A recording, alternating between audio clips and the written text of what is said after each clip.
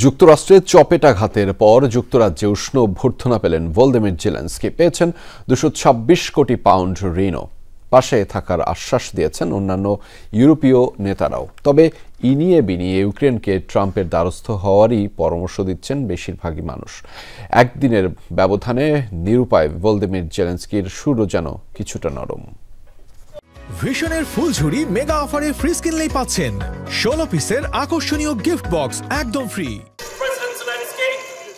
লন্ডনে 10 নং ডাউনিং স্ট্রিটে পৌঁছাতেই ইউক্রেনের প্রেসিডেন্টকে জড়িয়ে ধরলেন ব্রিটিশ প্রধানমন্ত্রী। একদিন আগে মার্কিন প্রেসিডেন্টের দফতরে ভলোদিমির জেলেনস্কির অপমানের ঘায়ের ওপর যেন কিছুটা প্রলেপ বুলিয়ে দিলেন কেইর স্টারমার।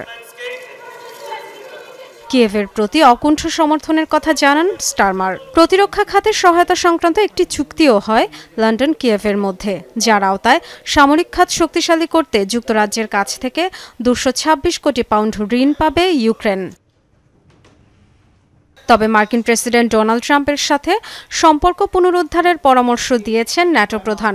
সংবাদ সম্মেলনে অনেকটা যুক্তরাষ্ট্রের মুখপাত্র হিসেবে কথা বলতে শোনা যায় মার্ক রুটেকে।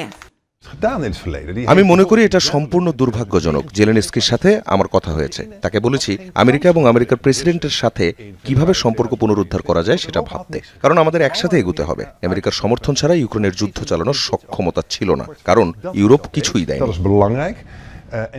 হোয়াইট হাউসে জেলেনস্কিকে অপমানের পরপরই তার প্রতি সমর্থন জানিয়ে তাৎক্ষণিক পোস্ট দিয়েছিলেন জার্মানি, ফ্রান্স, স্পেন, পোল্যান্ড ও নেদারল্যান্ডসের নেতারা। এখনও পাশে থাকার আশ্বাস দিলেও অনেকেই মনে করছেন যুক্তরাষ্ট্রের সহায়তা ছাড়া রাশিয়ার আগ্রাসন থামানো সম্ভব নয়। ভলোদিমির জেলেনস্কির যুক্তরাষ্ট্রের সাথে আলোচনার টেবিলে ফেরা উচিত। ঠান্ডা মাথায় বসে সমাধান নিয়ে ভাবা উচিত, যাতে ইউক্রেন নিরাপদে থাকে। আমরা ইউক্রেনের মিত্ররা শুরু থেকেই তাদের সমর্থন দিয়ে গেছি। নিরাপত্তা ও দীর্ঘস্থায়ী শান্তির জন্য সমর্থন দিয়ে যাব। ওভাল অফিসে ট্রাম্প জেলেনস্কি বিবাদের ঘটনায় একটি নতুন অধ্যায় শুরু হয়েছে বলে মন্তব্য করেন জার্মানির পররাষ্ট্রমন্ত্রী। ইউক্রেনের সহায়তায় সব ইউরোপীয় মিত্রকে এগিয়ে আসার আহ্বান জানান তিনি। ইউক্রেনের জন্য আমাদের সমর্থন আরও বাড়ানো উচিত এবং অবিলম্বে। স্নায়ুযুদ্ধের পর সবচেয়ে উত্তপ্ত মুহূর্তে আছি, তবে আমাদের অবশ্যই ঠান্ডা মাথায় ব্যবস্থা নিতে হবে।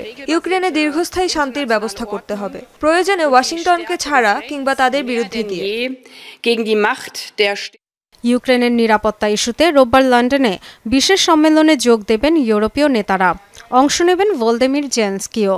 অবশ্য যুক্তরাষ্ট্রের মন গলাতে এরই মধ্যে কিছু তৎপরতা দেখিয়ে ফেলেছেন তিনি।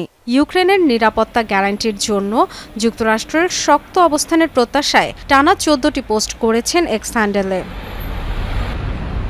ডরোথি তাস্ট্রিন, যমুনা।